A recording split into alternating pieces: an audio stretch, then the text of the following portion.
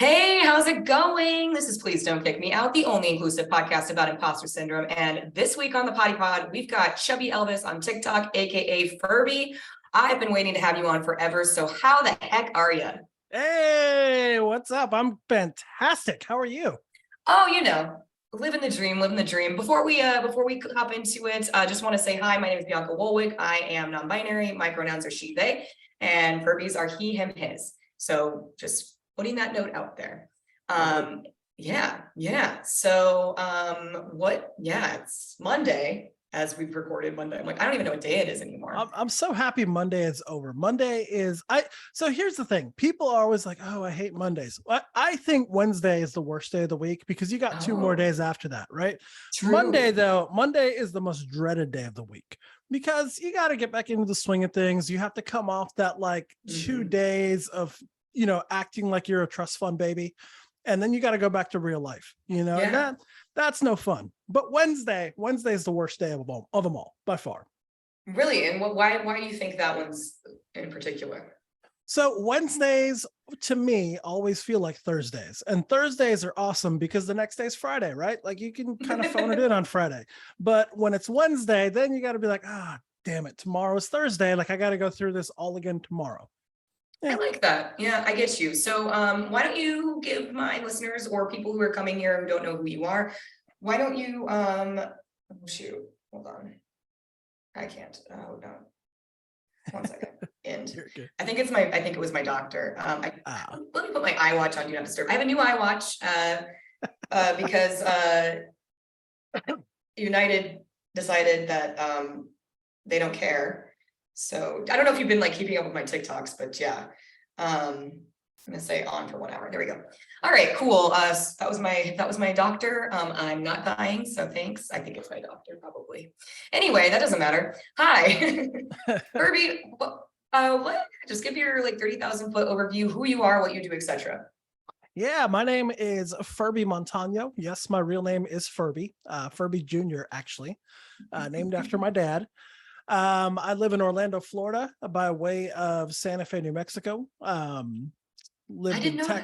Yeah, born and raised in Santa Fe. Lived in LA for a couple of years, lived in New Orleans for a couple of years, lived in Austin, Texas for a few years. Kind of been all around the southern part of the United States, if you will. And live here in Orlando with my lovely wife, my 2 dogs, 2 cats, and I'm a recruiter, corporate recruiter for a staffing agency. But I mean, that's to pay the bills. That's not really it's a job. Let's just put it that way. Yeah. And you have other extracurriculars outside of work. So why don't you talk about the 2 podcasts you have and maybe your TikTok and kind of what kind of content my listeners could see? Yeah, absolutely. So I'll start off with the TikTok because it's sort of blossomed into this beautiful thing that has allowed me to do 2 podcasts. So around right before the pandemic, 2019, I'm a huge stand-up comedy fan, and Tom Segura, he hosts a podcast called Your Mom's House, and his wife, Christina Pazitsky, she was doing just the most grotesque TikToks you could possibly find ever and showing them. So I thought they were hilarious. So that's why I got on TikTok. And then when the pandemic happened, I was bored as hell in my house, like everyone. Yeah. So I just started doing stupid videos for no reason. At Chubby Elvis, by the way, is my TikTok, Instagram. If you like to follow me on Instagram to watch my TikToks again, you can. But yeah, so I was just doing really stupid stuff for the 200 people that followed me. And then I happened to do a work-related TikTok. So I worked for Best Buy for about 8-9 years, something like that. And I just had some horror stories. So there was this big trend kind of when TikTok was just blowing up about tell me all the secrets that you have for working with a company. And I just said all the secrets that I knew, which at the time I didn't know were super outdated and didn't work anymore. Yeah, so that video kind of blew up, and overnight I had 25,000 followers, and that video went for over 2 million views overnight, and it was nuts. Yeah.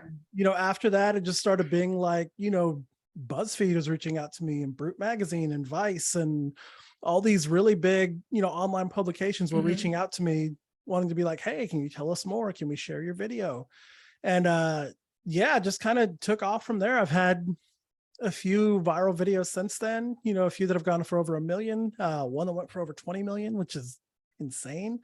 That, is about Ryan Reynolds. Ryan Reynolds like shared it on his Instagram story. Oh, I didn't know that. Yeah, he shared it on his Instagram story, like a whole thing. It was really cool. Like one of the pages that actually tried to post it, like they asked me if they could post it. They got like 15 million views on Instagram.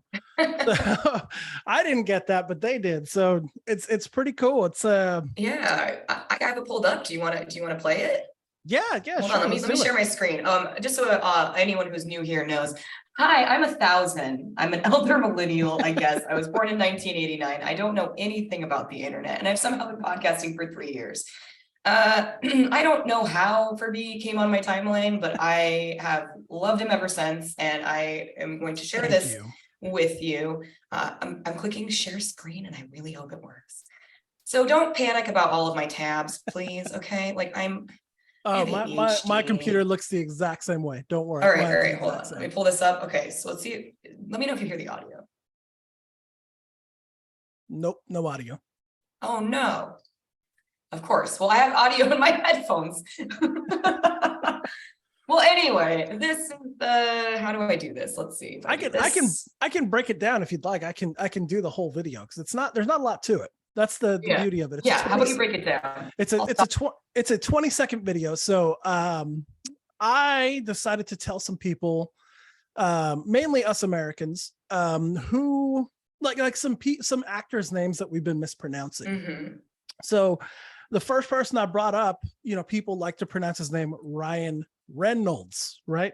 When in actuality, his name is pronounced Daddy.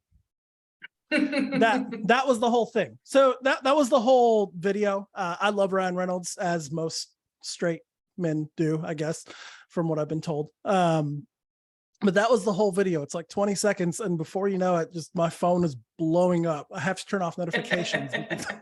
It's just going crazy. What is that like? Never has happened to me. So just at the time of recording, Herbie has 1 billion followers, and I have, let's see. How many does Bianca have? I was almost to 3,900 today. Hold on. Let's see. Almost to 4,000, I feel like. I'm going to be really embarrassed if that's not true. I'm going to be so embarrassed, I'm going to pass away. Let's see. I've never had that happen to me. I have had some things go dummy viral in my past. I don't know why. No, please stop. I don't want to hear that. Sorry, you can't hear it, thankfully. But like, why do you think I want to have the volume on TikTok desktop, you idiot? Don't come for me, clock app. Don't come for me. Okay, view profile. Let's see here. 3,947, 3,947. Yeah, we're almost there. I'm almost there. I'm 10K has been my goal, and boy howdy, has it taken me 1 million years. But 4,000 is not easy to get, though. It's really not. I have a music channel that I've had forever. The biggest video I had was also a video of me being stupid and funny, and that one has like 900 people, and I've had it for like 2 years. Yeah. So 4,000 is not easy to get. So I added you to. We will share this as well.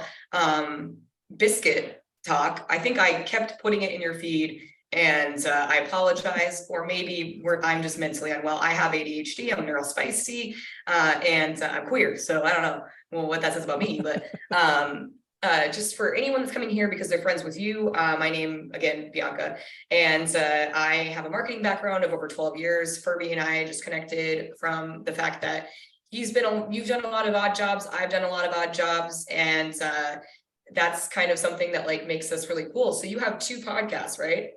Yes. So that was the whole reason we were talking about the TikTok. Yes, I have 2 podcasts. So the first I do with one of my closest friends. I've known him for 30 years. Holy shit, 30 years now. His name is Evan Galpert. He's a very talented comedian and actor based out of Santa Fe. That show is called Shitty Jobs. And in that show, we basically talk to anyone and everyone who has had any sort of shitty job. the nice thing about it, we have not limited it to what a lot of people would call low paying jobs, is what people usually think of when they think of a shitty job. We've had military people, we've had people who have worked for governors of states before. And then we've had people who have worked, Whole Foods. There's no limit to what a shitty job is. And that's what I'm kind of learning and doing the show, is that even people who have quote unquote prestigious jobs really fucking hate their jobs too. So it was very eye-opening and very nice to hear. So yeah, shitty jobs. It's a great show. And then the other show I have is just me. It is called Perfect Strangers. Now with this show, I had originally intended to have just one co-host, and the original premise was me and her were just going to get to know each other over the podcast. We weren't going to have any interaction outside of that. We lived in 2 different cities, and unfortunately she couldn't commit to it. So it sort of pivoted into me having all these wonderful people that I've met on social media just come on and talk with me. So it was people that I would have never otherwise met in real life. We like each other's videos, or we might send videos back and forth, what have you. But I realized that I never talked to people like face to face, like you and I are doing, that I didn't know. So it's actually turned into such a cool show. I have a lot of people that I really consider friends now. That's so cool. Look at this, scrolling. Look at that. Yeah, I think we're at something like 40 episodes now or something. That's awesome. That's awesome. And I love it. It's a really, really cool show. I've had people come back. I've talked to people from all walks of life, people in different countries. So I've really enjoyed it. It's a cool little experiment that's turned into some really good friends. Yeah. And I just want to thank you so much for being patient with me. Do you have COVID? And being patient with me. I'm joking. This is if you're listening to this audio wise in your earbuds, for reference, he just coughed. If you could hear him, and I made a not very funny joke, and it's been 3 years and we're still not laughing about it, but thank you for your patience with me. When I originally asked you to be on this podcast, I then had the worst mental breakdown of my life, where I literally felt like Bella Swan when Edward left her, and it's like, there's a possibility, because I moved to Hawaii and it was very intense. I'm a military spouse. For anyone that doesn't know, my husband has been in the Navy for 17 years, going on 18, and we're 2 years from retirement, and that's exciting. He doesn't know what he wants to do. Yeah, he doesn't know what he wants to do on that, and I'm sure he'd love to be on your podcast about shitty jobs. I as well. So I love that. We'll put all of that information in the notes of this and the notes of the show and all of that. The last thing we're going to talk about before we hop into this is that the biscuit. What the hell is the biscuit, right? All right, so Taste the Biscuit's a trend. I had Vincent Gargiulo on a number of weeks ago, whenever this releases. Thank you guys so much for all of your support. Thank you, Biscuit Punch, for your support. I'm gonna have Tom Shaw on this week as well, whenever this releases. So I'm sure people are like, what? Where? I'm like, I don't know. So I'm just gonna talk about this really big toot right now. Share my screen again. I have no idea what I'm doing yet again. I'm 1,000. So I'm actually going to be 34 in June. So I made a Facebook group based on some biscuits. I asked them what they wanted from Biscuit Talk, basically, which is the Chrome lady walking on the beach. And if you don't know, whatever, I'm sorry. So I created a group. Vincent Gargiulo, who is the person that started, who did Chickens in the Shadow, his movie, which this trend came from.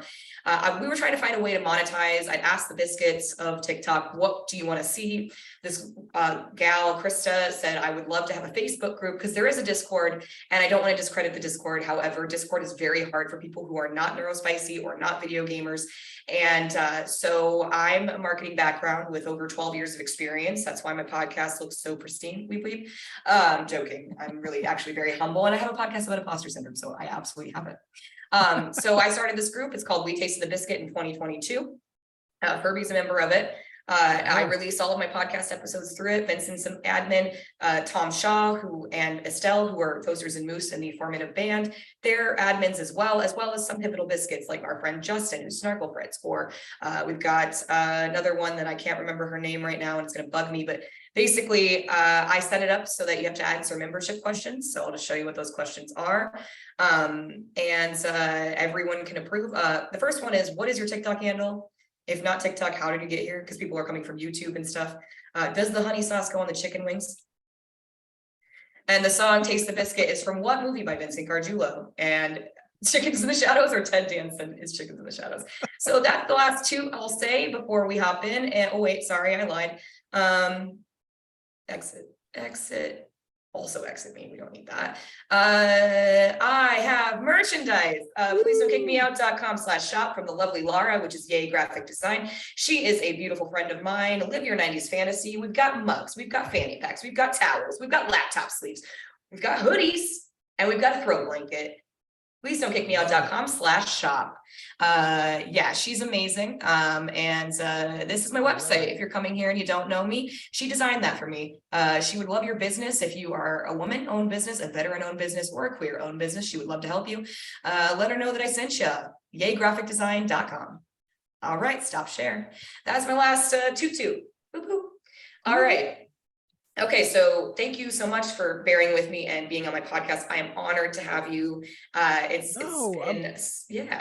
honored you wanted me to be on. Seriously, like that's imposter syndrome, right? Like that. That was imposter syndrome coming up. Like when I've had people ask me before, I'm like, really, me? Why? I'm not entertaining. Why are you? But yeah, here's the thing with podcasts, though. I always wanted to be on. I like you. I'm like, I'm funny. I think I'm funny. I hope I'm funny. I think I'm funny, and I want to be on. Well, the fun fact is you have to, in order to be on podcasts, you have to have a podcast, because that's the only way to like get your foot in the door. And since doing this in 2020, in March of 2020, I've found out that I have ADHD. I've found out that, you know, I've gone to therapy, I've gotten a therapist, I've moved, there was a pandemic deployment, I went through some very serious stuff with the military, my husband's career, all of that, put a dog down, got a new dog that's very sweet and sleeping like a little angel in his bed. His name's Bourdain. He's a Cavalier King Charles Spaniel. He's almost 3. That's awesome. Sidebar. My friends Jake and Ella on TikTok, who will never watch this because Jake and Ella never watch any of my podcasts, but if they do, over the weekend, I had sent a box because they're thinking about getting a new puppy, another Cavalier. They have also Zeke the dog, who is a Labrador, and they have a couple of cats. Muscat, I think is the name of this cat. And Jake is a lovely trans man who I've, through TikTok, followed on their journey, his journey, and Ella, who is, figuring out what that means is in her queerness and what that means for her as a person. They're very, very, very, very popular on TikTok. They live in Oregon, and they had a little birthday party live Zoom for Indigo, and the box that I had sent to them for puppy stuff that doesn't fit Bourdain anymore because they're going to get a boy puppy, doesn't fit Bourdain anymore. I don't know what USPS was doing, but they like damaged the box in a way that I was like, how? And I put fragile on it. So USPS, what the heck? Anyway, I just wanted to send a toot. Today is Indigo's birthday. So happy birthday, Indigo. And we love you very much. If you want to follow them on TikTok, SweetBoon74, and I believe just me, Jake. Don't quote me. You're not listening to this anyway. All right. Woo. TikTok's wild. Really, it is. It really is. It's kind of wild how back in the day, right? It was like, hey, let me get your phone number. Let me get your phone number. Yeah. Now it's let me get your at. Let me get your at. Are you on Instagram? Are you on TikTok? Are you wherever? And that's what you go for first, so you could DM someone, because like texting is almost on its way out now. Like, yeah, it's hilarious. I have your phone. Like I have your phone number, like in the Google form. It's only so I can be like, is it because we're iPhone people, clearly. Yeah. So if I need to send you like a mock-up or something, like that's easy for me to do through iPhone. So that's why I have it. But I'm real professional with this. I've got a Calendly link to schedule. I've got all of that stuff. But the Google form, I wasn't using a Google form before that. I was using a Google Doc, and it just made my life a living hell. Like I would have to copy my Google Doc, and then no one would, I don't have Google, I can't do it. So yeah, I mean, it's just wild how personal a phone call and a phone number feels versus maybe like to me, it's less personal to send you my TikTok. It's less personal to send you my Instagram. I barely use Instagram as it is, and Facebook. I don't really care. I've done social media for as long as I have. Probably more than 10 years. I was at the inception of when Facebook pages started. Because I am old balls. Wait, Hey, how old are you? You keep saying that. I'm a year older than you, so I'm 34. Oh, well, I'm 34 in June. So I'm you're gonna be 35. I'm gonna be 35 in July. Yeah. So did you graduate in 06? 06. Yep. Nice. Okay. My husband's in 05. So yeah. 2 years, 2 days apart. And he'll never forget it. Yeah, Scott likes you. He thinks you're really funny on TikTok, and he's like very excited that we're recording. So Thanks, now that you're part of my life, though, I get to text you whatever the fuck I feel like. So enjoy. Cool. Please do. If it gets too much, I can just block the number. So it's cool. Oh, good. I hope you do. No, I'm just kidding. I send like memes and stuff as I find them because I think they're funny. But anyway, yeah, we all like a meme moment. Okay, so this is, of course, a podcast about imposter syndrome. If you don't know what imposter syndrome is, it is very much shrouded in self-esteem and feeling, kind of other than and left out. When are they going to find out that I'm a fraud? I'm not good at this job, et cetera, et cetera, et cetera. I've been doing this for 3 years. I've never had someone not somehow identify with it. So, of course, this is exciting to have you. So let's start with the first question. Cool. Do you feel like you have it all figured out? No, absolutely not. Good. No. Yeah, it's funny. I still very much feel like I'm 15 years old in a lot of ways. Same. So there's God, I hate that I'm about to quote Joe Rogan because Jesus, but I know. So this isn't from his podcast. This is actually from a stand-up special he had, but he was like, there's a point when you're 25 where a 15-year-old bagger at a grocery store is going to call you sir, and you're going to realize that holy shit, nobody has it figured out. Nobody does. And that moment happened to me when I was about 25. I was at the grocery store and the kid bagging the groceries was like, do you need help to your car, sir? And I was like, wait, I'm sir to you? Oh shit, nobody. Oh no. So yeah, that's when I realized, I'm never going to have it figured out ever. No. Because life is just always changing. And you just got married. So you want to touch on that? I did.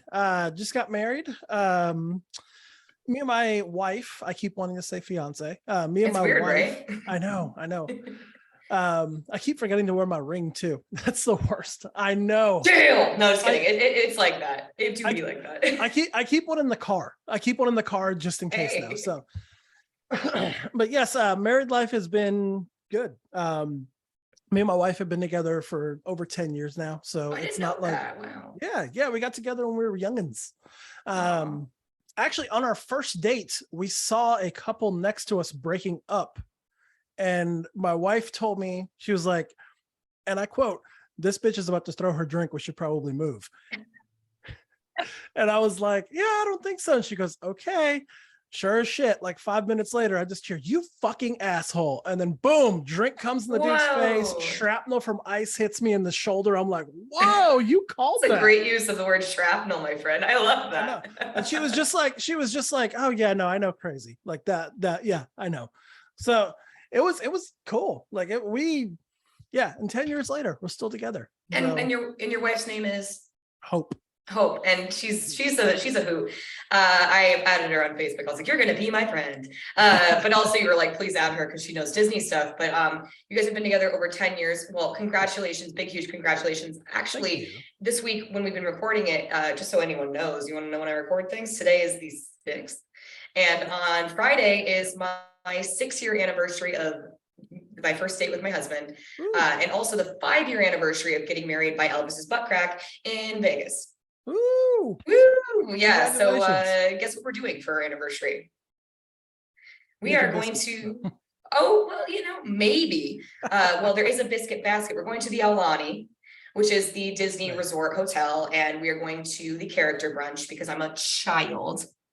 And I have to be next to Mickey. And the way Aulani works, it's a Disney Vacation Club resort. So you have to pay to play, of course. And they closed everything off. Like they used to be very Kamaaina, very local, and now they're like, we need that money. But Aulani is a great resort. I have nothing but good, kind things to say about Aulani and all of the conservation work that they're doing to help the state of Hawaii, and the way that they paint a beautiful story of Hawaii in a Disney way that's like, it's screwed up here, but like, enjoy your vacation. Yeah. It's a little different than how they do it here in Orlando. Here in Orlando, they're just like, money, please.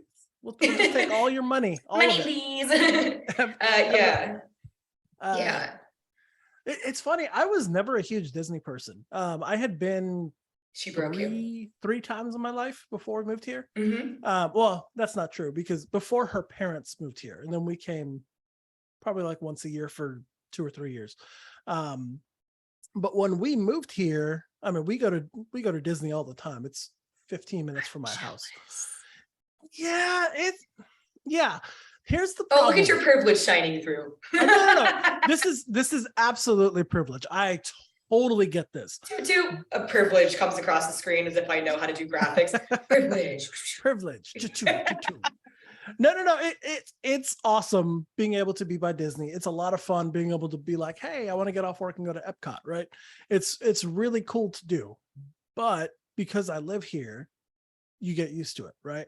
So there's that, like the magic part of it, like the anticipation, the like, oh, it's like a week before we go. Oh my God, I can't believe we're here. There's the Epcot ball. Oh my God.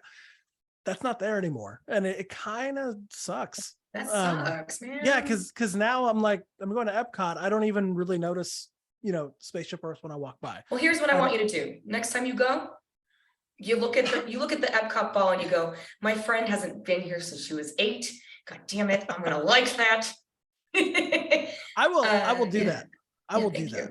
No, I appreciate cool. That. Since they added the lights, though, it is very cool. They put lights all over the Epcot ball now, and it's Did they? Cool. Yeah, people got some feelings about it too. Oh, really? I didn't know. What's the tea? So during the panini, people I love it. They shut down Spaceship Earth. Just shut it down for like, I want to say almost a year. They shut it down. And then one day they were like, hey, it's open. And all of a sudden there were these lights in between all the divots in the golf ball that would just change colors. Yeah. So now at night you can see the Epcot ball where you're at, because there's just this big glowing orb. But traditionalists are like, no, this needs to say my Epcot ball that I grew up with since I was a little girl. No. I say little girl because there are not a lot of men in those groups. I'm just being honest. But if there are, they're queer usually. So it's usually like a the Disney groups. That's another thing, man. Those are toxic. Whew. They are. Thank you. I'm in a solo writer group. I'm in a solo Disney Day group, and I just because I'm Disneyland and Aulani because I'm in the Pacific. I didn't mention this. To the listeners in your earbuds or on the video, I live on Oahu right now, which is an island in the Hawaii bands, most commonly known for Pearl Harbor.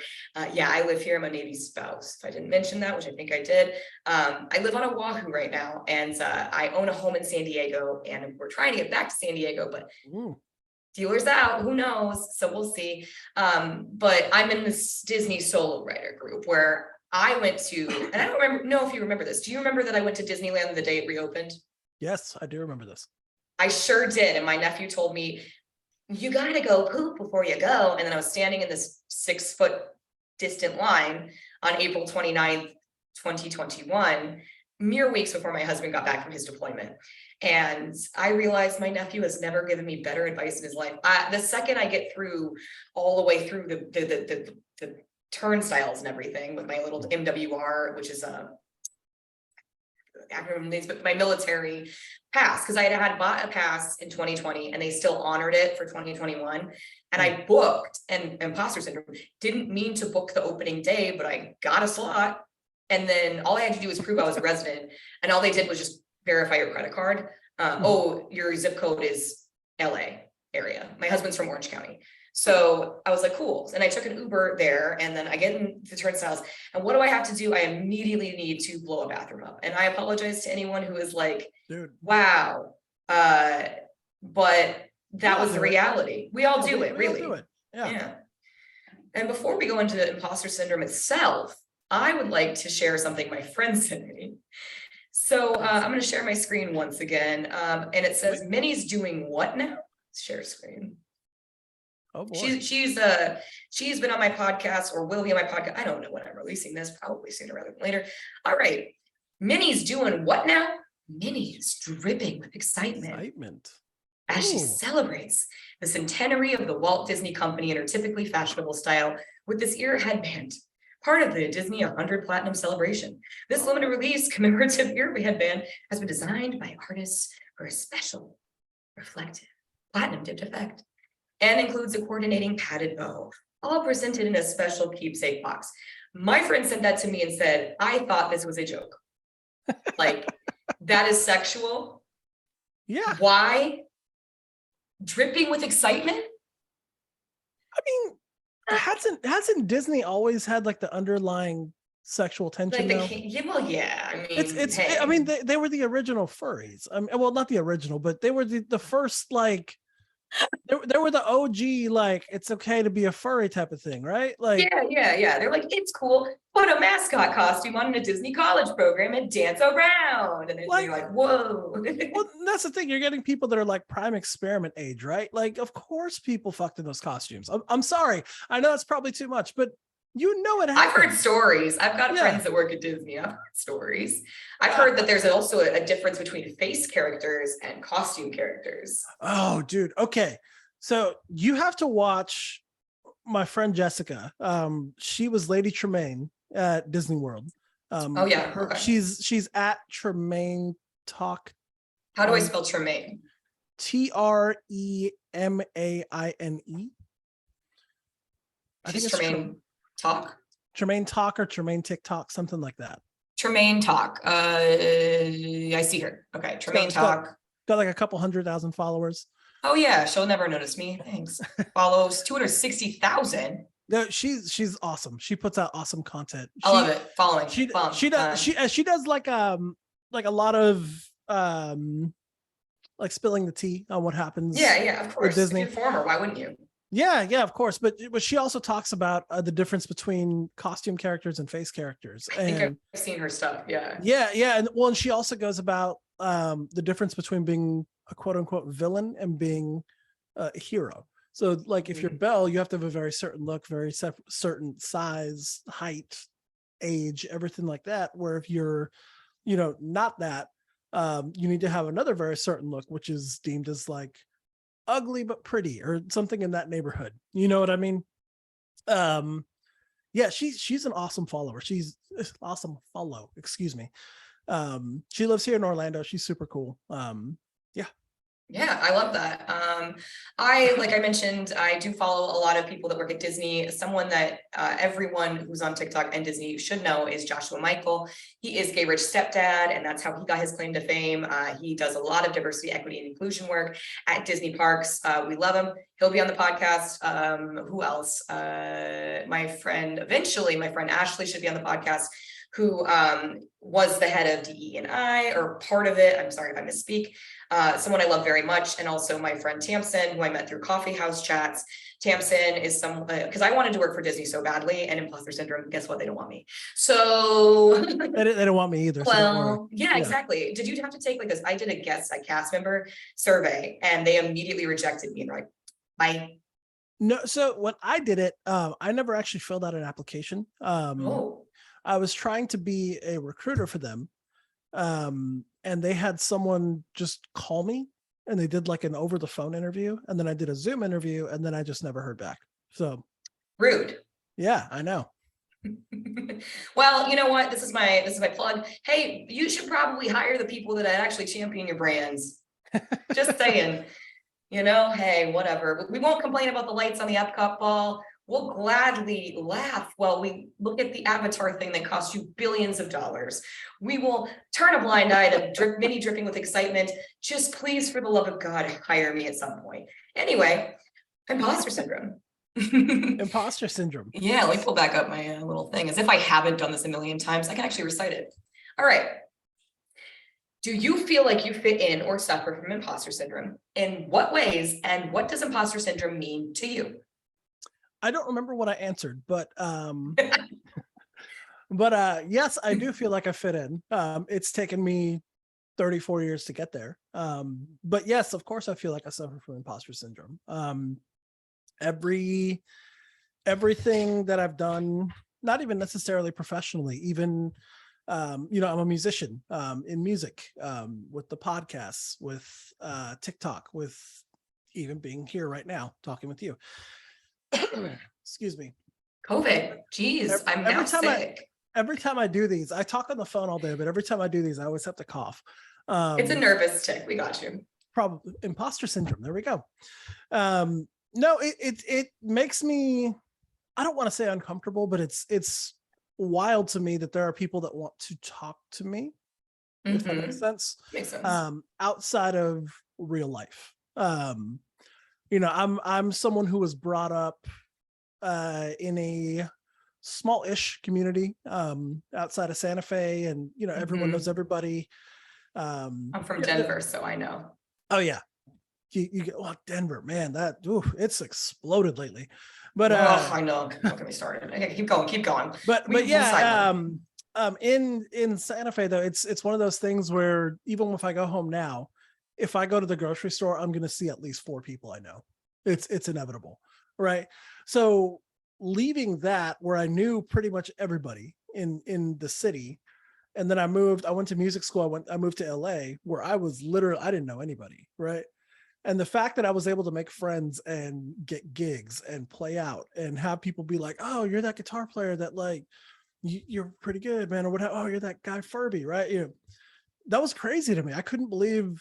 I was like, "Wait, what? Why me? Like, what do you mean? Right? Like, I'm not even that good. I'm not that, but that dude's way better than me. Why, Yeah. just constantly comparing myself to other people." And I don't think that's ever really stopped. I think I've just learned how to accept that that's how I feel and how my brain works, and just live with it, Yeah, but whenever you talk about you're very humble and you're like, I can't believe that this thing happened, and I hear it and I'm like, dang. Because you're so, we as millennials, especially because you're 35, I'm gonna be 34 this year. We as millennials, we especially have this feeling because we were told we were all special. Every one of you participation awards across the board. We're special, no kid left behind, like all of that stuff. And so I'm not 100% from Denver. I was born in Minnesota. I moved to Colorado when I was 10. My dad was an engineer that brought us to Colorado. I'm not military from that vein. My parents live in Longmont, Colorado. I call it Schlongmont. I hate it. But Longmont's become like hip and trendy. But I have been to Santa Fe. I've been to Meow Wolf, like everyone and their mom and their buttholes. They've all been to Meow Wolf. And it's like a 4-hour drive from Denver. But I moved to Denver after college, and I went to my high school reunion. And my husband went too, because he had one, but it disbanded because it's Cypress, so in California. So I went to my high school reunion, and I remember being at my high school reunion, and this was in 2017, because it was 10 years, right? Niwot High School, class of 2007. Go Cougs. 007. Yeah, but we did do the theme of James Bond. We did, but we didn't pick the classic Good Riddance by Green Day. We chose Weekend Warriors, which tells you everything you need to know about the class of 2007. Most of us didn't make it out of Longmont. Some of us went to Math. I don't know. But anyway, I remember, I'm at this thing. I show up. Scott and I were the first people there at this high school reunion. And I remember people being like, well, wait, Bianca, like, wow, like, where do you live now? And I'm like, oh, I'm in Denver. And they still live in Longmont, Niwot Boulder area, which is kind of like near the foothills. If you're familiar with CU Boulder with the buffaloes, that's kind of similar to where I am, foothills, and very granola. And Niwot's a tiny town. Fun fact, it is where Crocs were invented. Oh, so it is very granola then. Very yes. Okay. And so I also went to school with one of the creators' kids who's no longer on the board of directors because he got wasted and claimed Taylor Swift is the reason he got a DUI. I don't know. Also, don't come for me. Okay. I might not have the same board of directors on, but I do remember going to school with the kid for a whole week.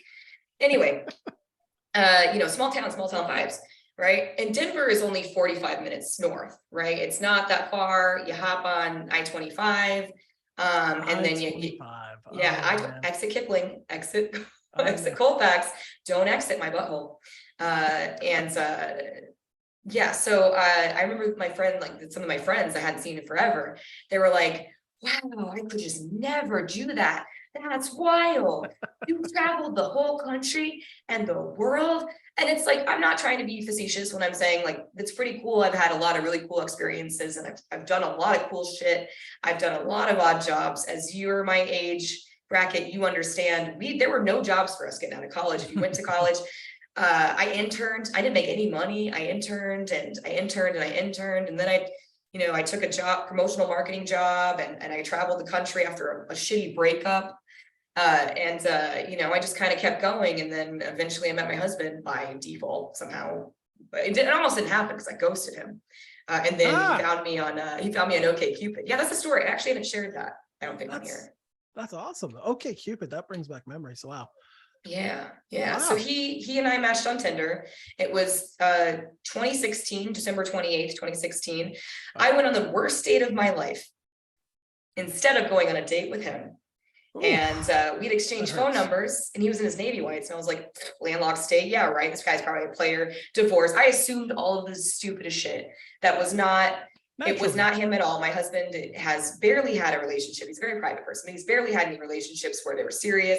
He had just gotten stationed out in Denver at Buckley Air Force Base, now Space Force Base, working joint task for the Air Force, which is now Space Force facility.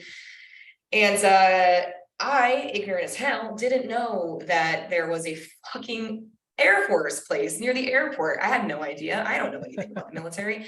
Anyway, so he invites me on a date. I say, nah, because he invites me to go to the View House, which is basically like, it's a bar that's across from a stadium, like a baseball stadium, Coors Field. Yeah, sure. So that tells you everything you need to know about that, right? It's like if you would go Wrigley, if you would go, Austin, Texas. I don't think Austin doesn't have a team. Right? We have the University of Texas Longhorns. That's right. The team. That's right. My best friend from high school actually went to Texas to get her master's. So I have been to Austin a lot. Actually, with that same job, where I was a digital marketing manager, laughable, for Duke Smoke Meats and Big Sunflower Seeds, where I got fired. Fun fact. Oh, I can't wait to be on your podcast. But anyway, so he texts me. We decide not to meet up. I go on this horrible date. Where literally a month later I ended up sharing a lift line with said man. And that is the funniest thing I've ever had happen to me in my lifetime. But I rage quit my job. I was working somewhere for 3 years where I was given 2 weeks in an email, like where it was like, you need to shape up. And I was like, I hate this place. Peace out. Email? Oh my God. Yeah. From an interim boss that wasn't even really my boss. We started work at the same time, and I'm actually cool with my boss, Sarah, who became the CEO of this company for a little bit. I worked there for 3 years, going on 4 years, and I started as a social media specialist. I moved my way up to social media manager, and it was a company that like also owned Icon, like Icon LASIK. Daddy owned Icon LASIK, and then Daddy bought CEO a company underneath to do marketing. So I worked there as if we were a startup, and then we kept growing. And I can get to that in your podcast because it doesn't matter. But the long story short is, got given 2 weeks notice. So I rage quit and I was like, peace out. I'm a social media manager. I handle $150,000 to $200,000 worth of your clients. You're lucky I don't change the passwords. But I didn't even respond. Actually, I did respond. And I said, cool, deuces. And I was at a happy hour for a birthday for a friend in Cherry Creek, which is a fancy schmancy district in Denver. If you've been to Denver, you might know it, right? Cherry Creek Mall. Oh yeah. And I worked above a men's warehouse, and I was at the happy hour. I was like, cool, slammed some cash down. I was like, have a great birthday, deuces, peace out, you're cool, fuck you. And then I got up, I walked back to the office, and I took all my personal shit off the laptop because she was driving back to Boulder. So she sent that message like a coward and then drove back to Boulder and from Denver. And so she didn't even know. And my lovely friend Brittany, who was the office manager at the time, came with me, and she was like, let me just help you out with like all your stuff. Like, and so I had like a portable hard drive, thankfully, and I like took it, reformatted it, took all my files, and because like they didn't know what they were doing. And then I left the computer there, and I didn't touch any of the passwords, and I blocked Sarah, my boss, I blocked Anka, I blocked everyone, Brad, the CEO, I blocked everyone. And I said, good luck. Dude, Peace. you are the OG Gen Z. I'm telling you right now. That good for you. Oh, thank you. Well, Good yeah. for you. So, and I was there for three and a half years. But anyway, that the point is, to go back to Scott, right? So, right, and I was miserable. Like, I was so miserable. So, I rage quit my job a couple weeks later, and then I go on a solo trip to Chicago to see some friends and see like, oh, maybe Denver's, I've outgrown Denver, because Denver just is kind of a place where you can be a big fish coming into Denver, or you can be a little fish, leave and go do better shit in another city, especially for marketing. Yeah. And so I was like, I live in a studio apartment. It's just me and my dog, and like my parents live, it's really tiny here. All my best friends had moved away. I was like, I like Chicago. Like, I'd love to check it out. So I flew, did a trip to Chicago, realized, one, the person that I was going to see wanted to have sex with me. And I was like, no, thank you. Two, he thought that Chicago, that Aurora, Illinois, which is actually where Wayne's World was filmed. Oh, nice. He thought that Aurora, Illinois was very similar to just call it Chicago, which is not. And I love Aurora, Illinois, and I have nothing bad to say about it. Doug and I just weren't compatible. Wasn't really the tea, not into it. Cat peed all over his house, just gross. So flew back, and I realized I got to start looking for a job, right? Like, my savings, I got like, at the time I had like 25K in savings, and I was like, I gotta conserve. It's not the right time for me to be dating. Like, what am I doing? Right. I need to get my health back in order. I need to be better with my finance. Why am I dating? So I log into all my apps, and I'd also dated someone right when I got back for like 2 weeks, and he broke up with me. He left me at a Super Bowl party because he told me I was abusive because he was talking about my family in front of strangers, which I don't take kindly. I'm very private with my family. I don't appreciate, I don't even mention them on my podcast that often, just because I'm a private person with that. That's just something that I do because I'm not close to my family is the point. Like my mom and dad, Jerry Bear and Sandy, like they are who they are. Anyway, I patted him on the bump and said, please stop. And he said, whoa, and he like left me at this, like, and it was 2017. He left me at a stranger's house. His soccer buddies screamed at me, left me, and then was like, find your own Uber. And I did. And then gaslit me. He was like trying to be like, oh, like, you would be so lucky if I take you back. And I said, listen, bruh, I'm going to level with you. Bye. And I just was like, I don't need this. I don't need to be dating men or trash. So I log into all my apps. So Coffee Meets Bagel, deuces. Tinder, deuces. Hinge, deuces. Bumble, deuces. I guess I had Match. Why was I paying for that? Terrible, deuces. Okay, Cupid though, I had it set up, right? I had it set up that basically you had to answer questions to get matched kind of from compatibility. Sure. And I'm like, you know what? Just check my other inbox while I'm here. Let me just feel like the fate of humanity is so bleak, and let me just feel good about deleting my stuff. Sure. So I log in my other inbox, and of course my profile, as you can imagine, not to be humble, I'm going to humble brag for a second, was hilarious. Okay, like I had standards, and I was like, do not message me if blah blah blah blah blah. I've tried it, it doesn't work. Blah blah blah blah blah.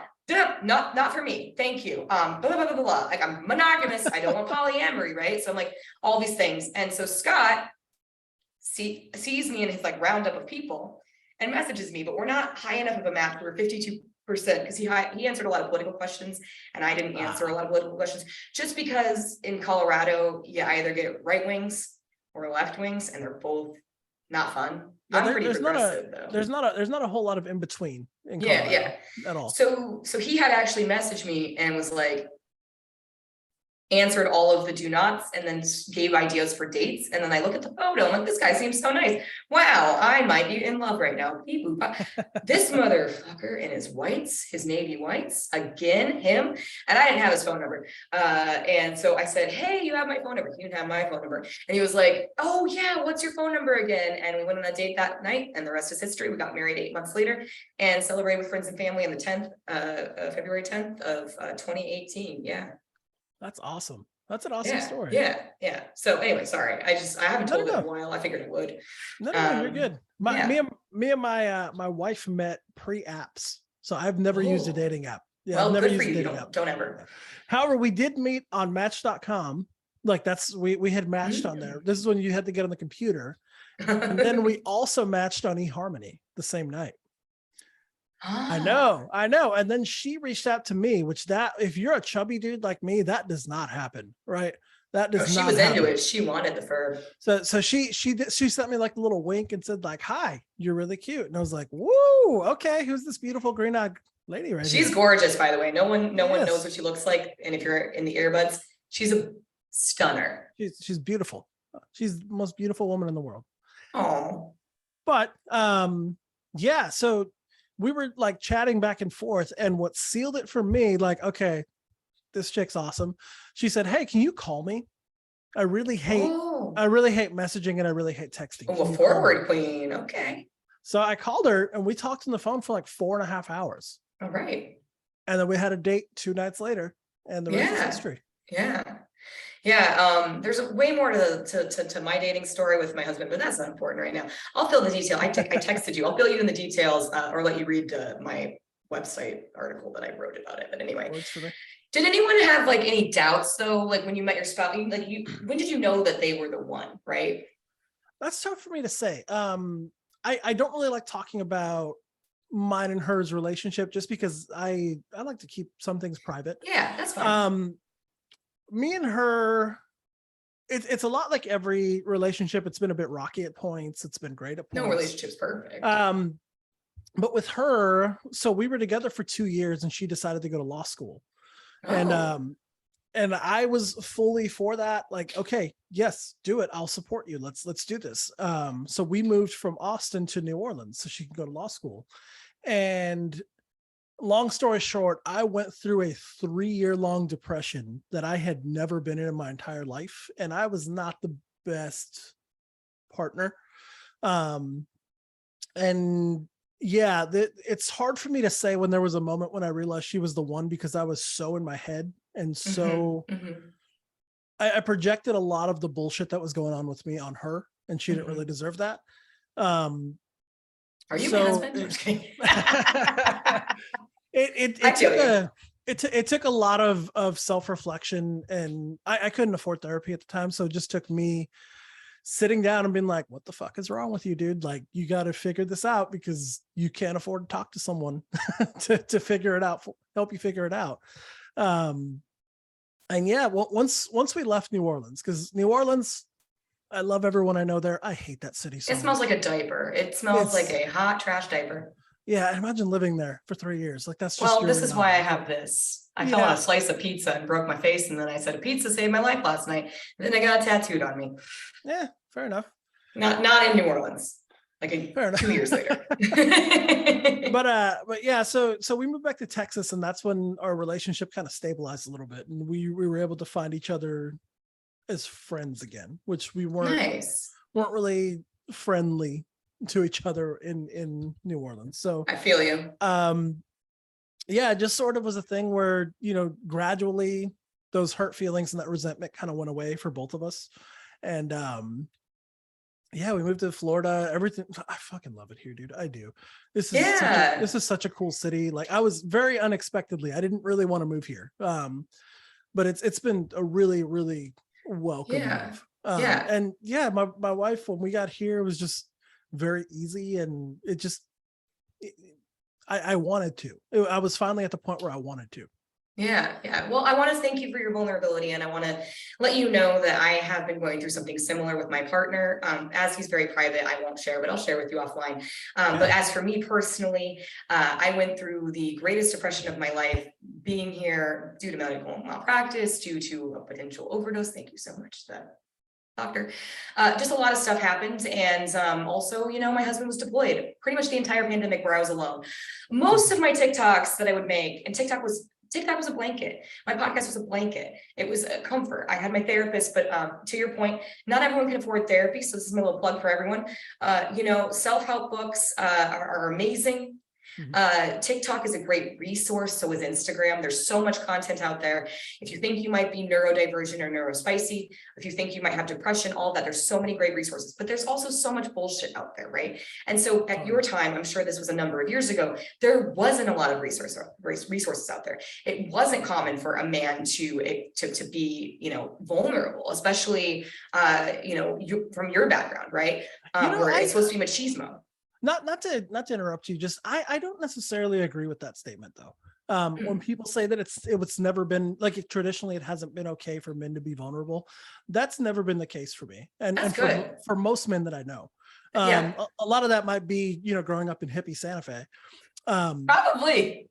But honestly, the vast majority of men are afraid because there is that stigma. But if men are vulnerable with other men, most of us are totally cool laying back, talking, being an emotional support system.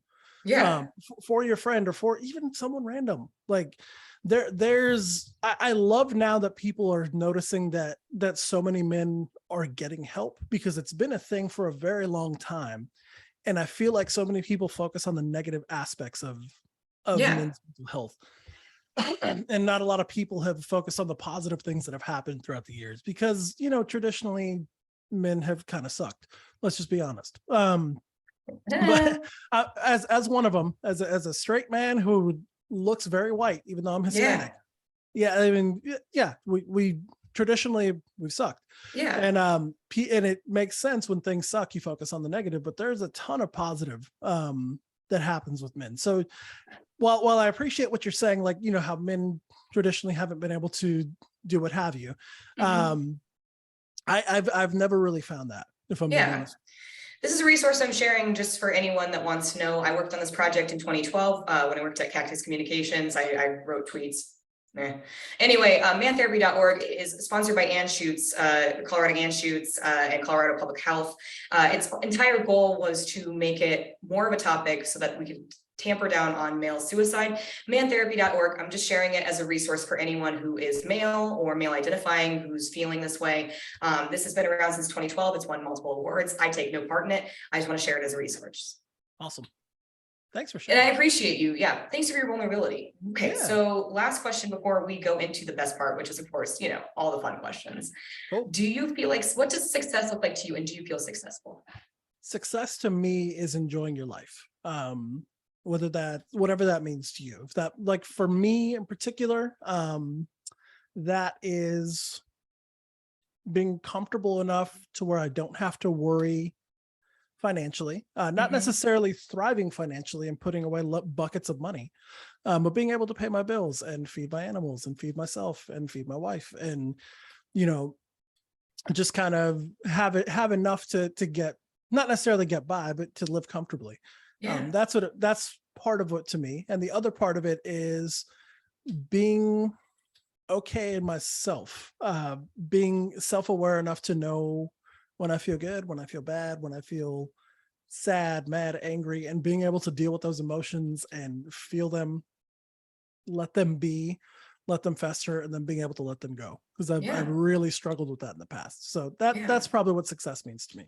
I love that. I appreciate that. And I want to, again, highlight your vulnerability, all the resources we've shared. I also want to put a disclaimer out there. I'm not a doctor. I'm not a therapist. And I am not actual help for people. I am, of course, a resource, but I'm just put that out there. I'm not a doctor. So take everything that's said here with a grain of salt. Do your own research. Thank you so much for sharing that. Okay, we're done with the heavy stuff. Boop, boop. Cool. Now we get to talk about Fanaticals. And I always like to share my favorite fanatical. You know what? I don't know what I'm going to say this week, but okay, I'm going to say it. I'm going to ask you what you're fanatical about and why, but I'm going to go first. And I'm going to say my current fanatical is Don Quixote, the Japanese grocery store that has Don Pen. And they have a jingle, Don, Don, Don, Don Pen. If you've been a listener for a while, or you listen to this in your earbuds or earpods or whatever, what you might have an Android, I don't know. Or you are on YouTube, because this is now what we do as well as a supplement for SEO purposes.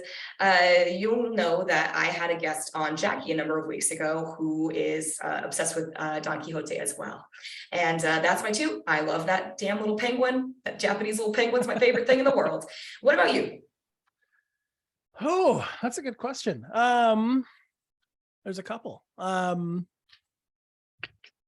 want to know what you said? Do you want me to prompt you? Yeah, prompt me, because Monster trucks, pizza. Oh, dude, so monster trucks is always that for me. Okay, I grew up in the country, so any kind of motorsports, yeah.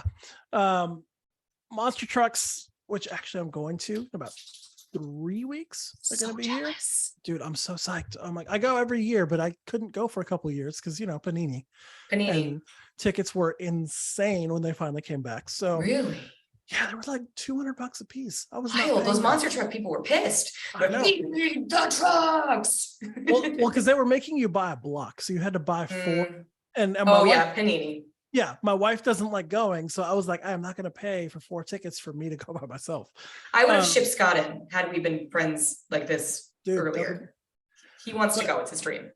But monster trucks and pizza, because who doesn't love pizza? Come on, it's pizza. High five. Boom. Oh, you're showing me your tattoo. Jesus, I'm so sorry. Well, also I was high-fiving. That wasn't embarrassing. That actually worked. It worked.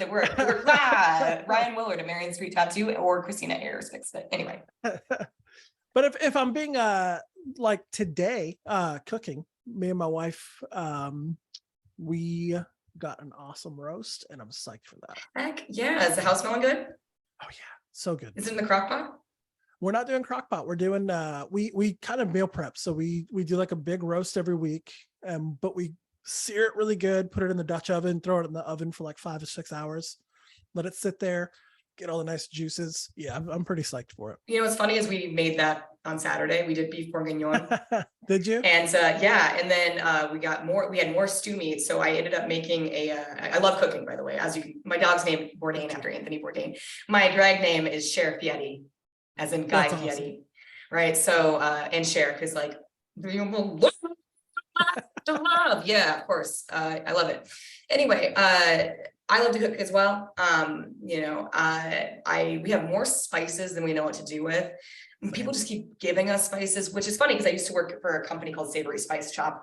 And my friend from Chicago, Sally, who's been on this podcast, she's a psychologist. She sent me a Spice House box about a week ago. And I got this beautiful blanket she made and this box of the competitor spices that actually Savory Spice stole from.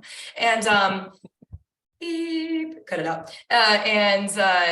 They're great. They're beautiful. And we've been cooking with it. My husband loves to make sourdough. Awesome. We ended up making searing and making a beef stew in the crock pot and adding egg noodles to it yesterday. But I was very drunk coming back from a drag show, and my husband was not happy with me because I was very much white girl wasted. Mai Tais at Hula's will get you. Do not pass go. There's a reason it's $20. You know what me and my wife are going to try for the first time ever. I don't know if this is going to be good, but birria tacos, right? They're having a moment. I love birria. Yeah. So they're having a moment right now. I am going to make birria bao. Oh, you know what's funny? I actually have a friend that her husband, I don't know if it came to fruition, so I apologize, Jessica, if your husband didn't end up doing this, and I don't want to tell the secret, but he made tacos, pho, birria, so it's pho taco kind of thing. So it's very similar. I love that. Birria is all the rage in San Diego. There is a place out here called Straight Outta Husk that's owned by a veteran, and it's the best birria you can get on island because she's from LA. Okay. So yeah, no, I love that. Let me know how that goes. Do you have like an H Mart nearby to do like the pho ones? I make them myself. So ooh. Yeah, do it from scratch. They're resting as we speak. I'm excited. Text me your recipe. Yeah, I will. Yeah. I'll definitely. Okay. So fanaticals. The only other one you didn't touch on was guitar. If you want to talk about that, because you do have a guitar behind you. Yes, I'm a musician here in Orlando also. What don't you And do? a lot of things.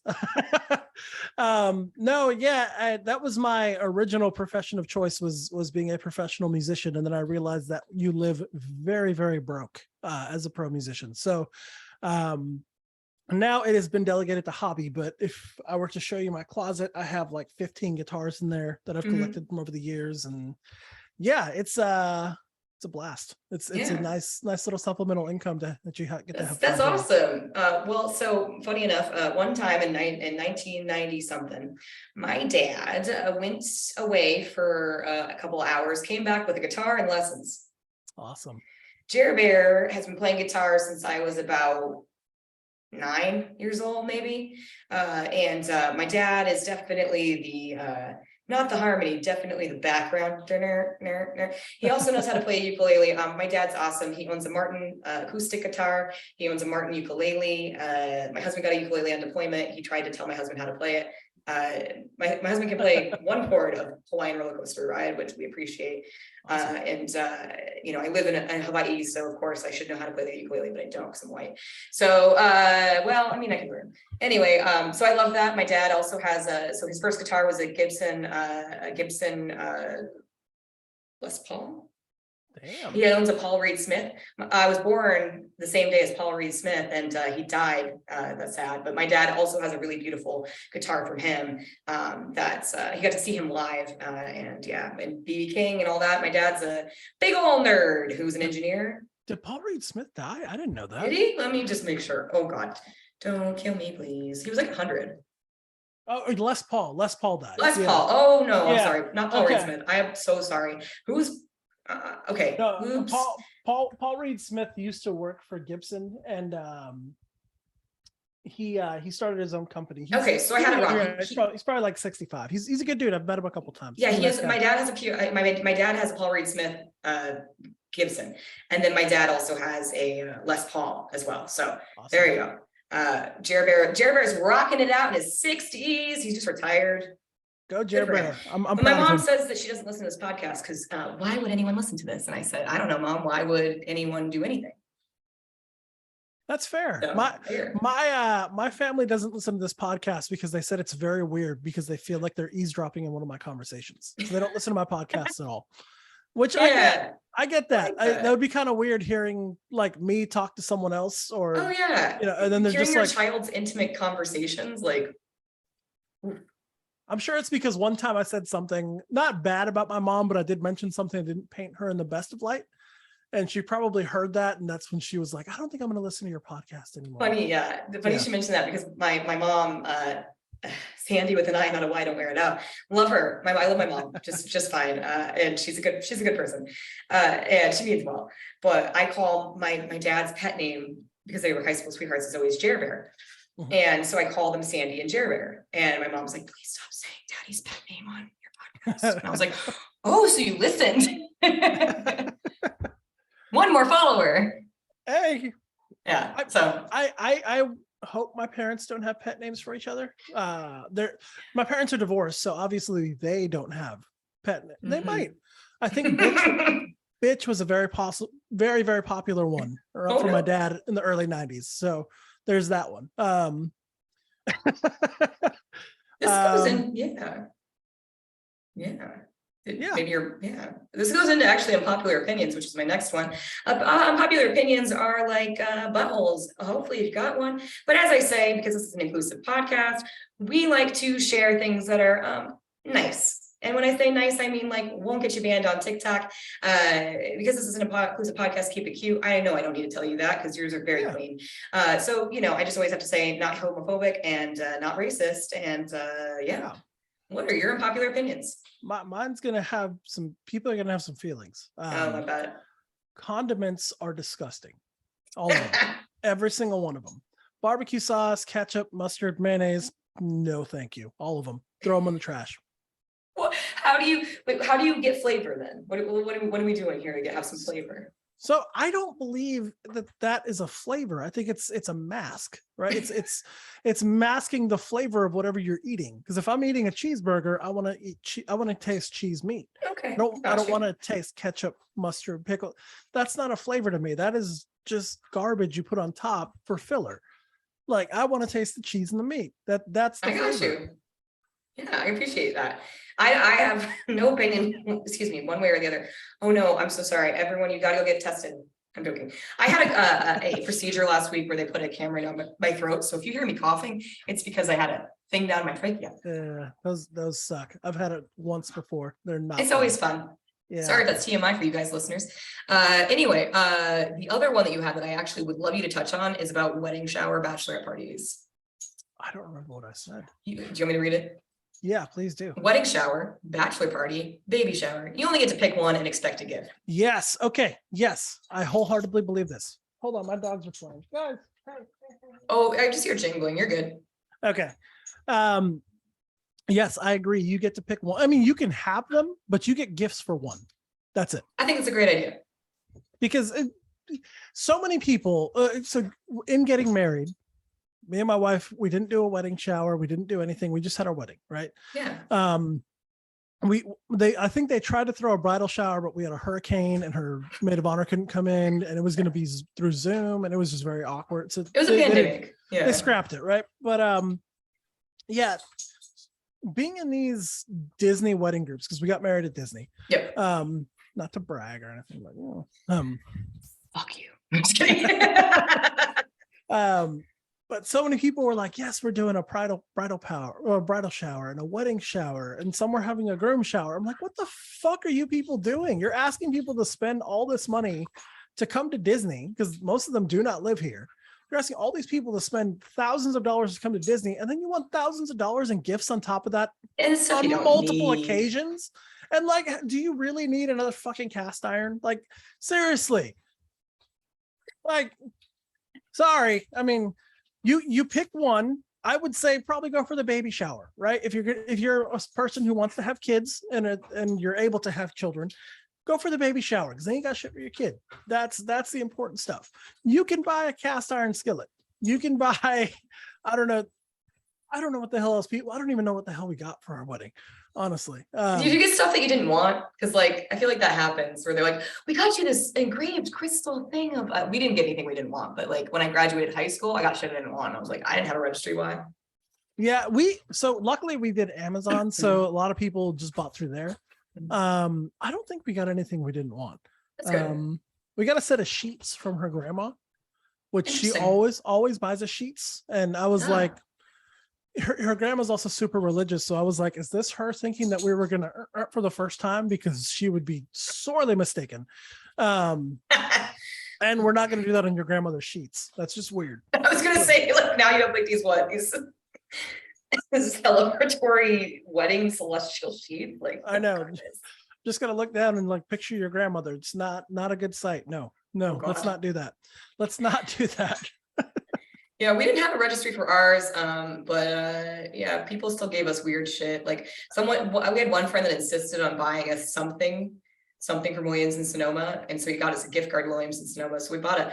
I had a food chopper, like a food processor, and I just bought a new one because the other one was a piece of shit. So I was like, yeah. And so we still have that food processor.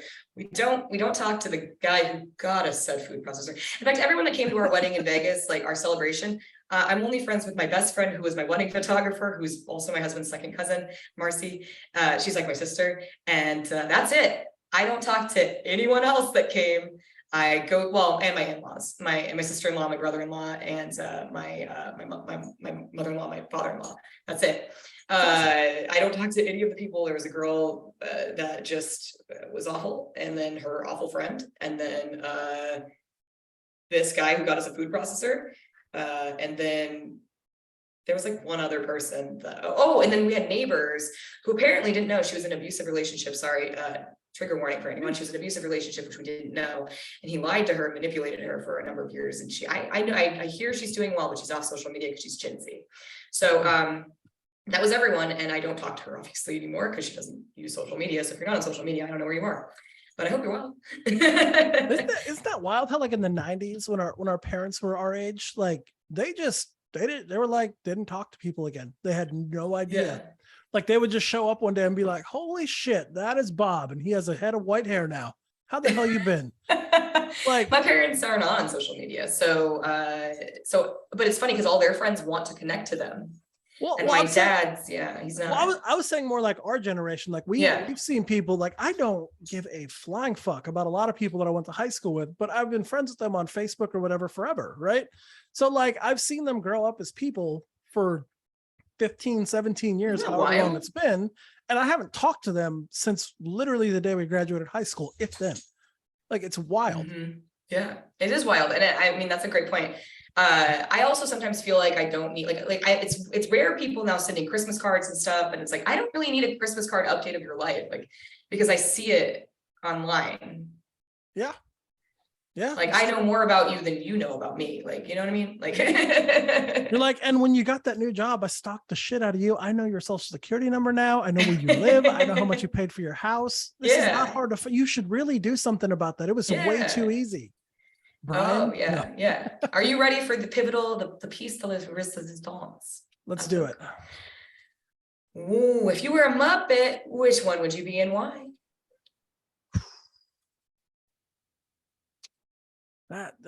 See, I had a hard time answering that question. You said Fozzie. I did say Fozzie because that was my default answer, right? Fozzie's the man. But yeah, I gotta be honest, if I was a Muppet, Fozzie's too cool. Fozzie is too like laid back. He's too waka. That's what I'm saying. Like, I like to think that I'm a pretty like laid back, go with the flow type of dude. I have a lot of anxiety too, so I'm not. Are you Rizzo? Are you Beaker? I think I'm Miss Piggy. Oh, I think so. I can feel that. Miss Piggy is the star of the show. She is larger than life, but she's also very sensitive.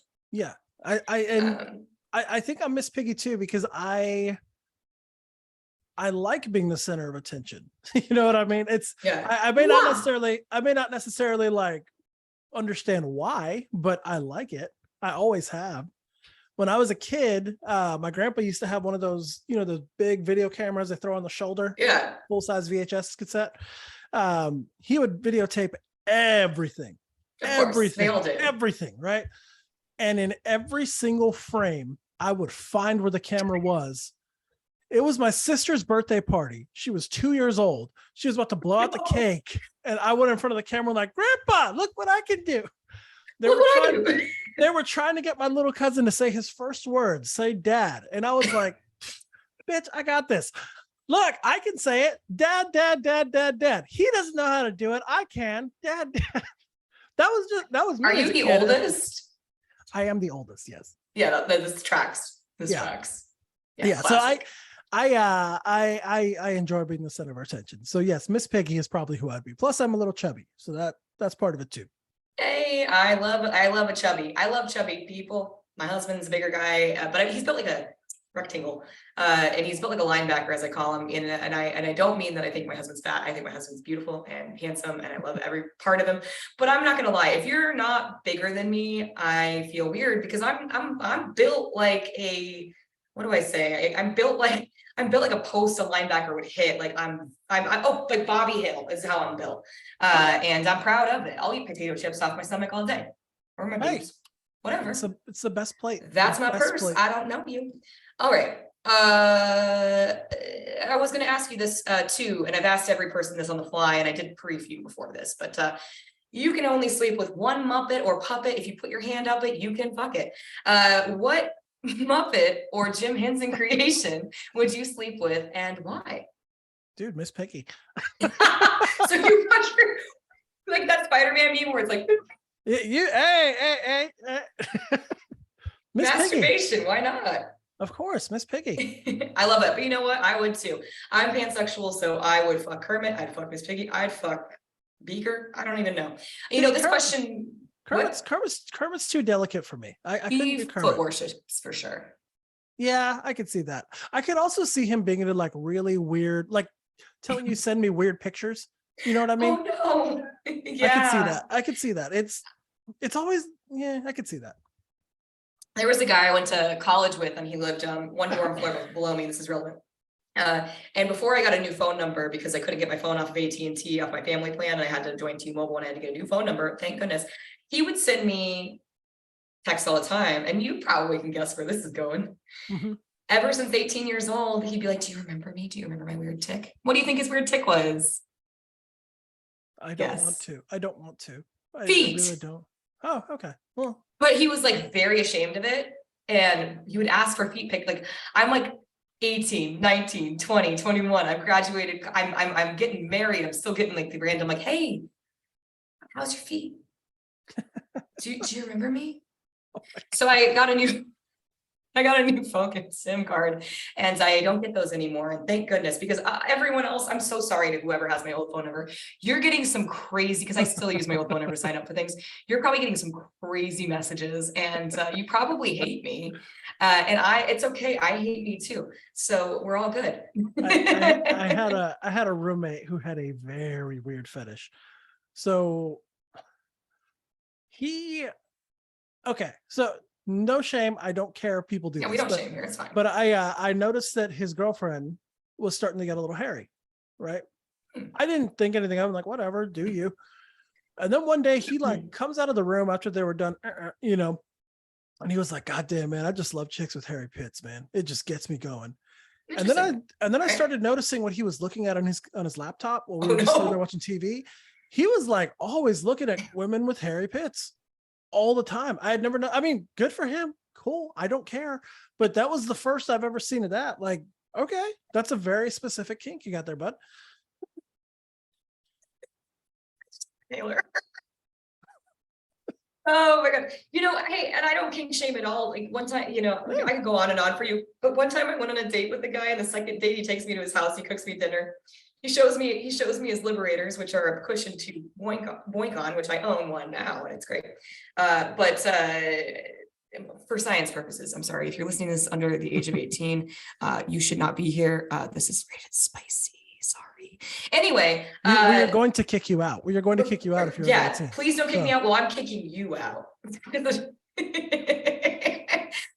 Excuse me. Wow. Anyway. He ended up he takes me to his basement, right? So this is getting creepy, right? You're thinking, oh, he's going to murder me. No. He goes, Bianca, you see this film studio over here? My friend, he's really into wedgie porn. I'm the king of wedgie porn film. Dude, good. And I go, my Uber's here. And I just peaced out. I was like, nope, good for him. Bye-bye. But I'm like curious, because I was like, And, as I've gotten older, and as you get older, your pornographic habits definitely change. And as I've discovered my queerness, and also TikTok, like unlocked some things for me where I was like, oh, I didn't know I was into that. Yes, that's a thing now. You never know. I mean, everyone's got weird kinks. It's fine. But to go back to Kermit, yeah, he's a foot worshiper. But for sure, it's Biggie. That's a great answer. Just so funny. One more like kink thing, because it was we're going down this rabbit hole now, and I cannot talk about this shit on my podcast. So I was with a girl when I was in college who every time we were being intimate, she always had to have the movie Showgirls going in the background. What? Always. It never failed. She would always say, no, I need to put my movie on. I need to put my movie on. So it was always the movie Showgirls every single time. And at the part where she was doing like the striptease, I've seen that movie a lot. I've never seen it on my own. But I could probably recite it word for word. That's not a good thing. But the part where she does the striptease, she would always tell me to stop, and there was like a 10-minute intermission we would have, so she could watch the striptease scene, and then we could go continue. She made her feel sexy, I bet. Every single time. Is she a lesbian now? No, she's not. No. Bi-curious, maybe? Yeah, probably. But yeah, that's fine. That tracks. That's interesting. Yeah. But not she's not. Yeah. I will say this, Scott won't let me wear anything Disney related if we're going to ever try to do something sexy. To him, it takes him completely out of the mood. And I respect that a lot, but I'm also tattooed. All right, that's fair. And as a drag queen on my shoulder with a bingo ball. Yeah, Christina Ayers. I had a friend who was with someone who had the entire. Do you remember Avenged Sevenfold, the band? I mean, I couldn't tell you any music that they played. Well, their big thing, their logo was a skull with bat wings, right? That was their thing, a skull with bat wings. This person that he was with had the entire band tattooed on her back with the bat wings. And he was like, yeah, I had to have them have their shirt on because I would lose it every single time. Laugh. Oh no. He was like, I can't look down and see Avenged Sevenfold staring back at me. It's just not going to happen. Oh, to my younger listeners who are thinking about getting tattoos, I have 9 stupid ones.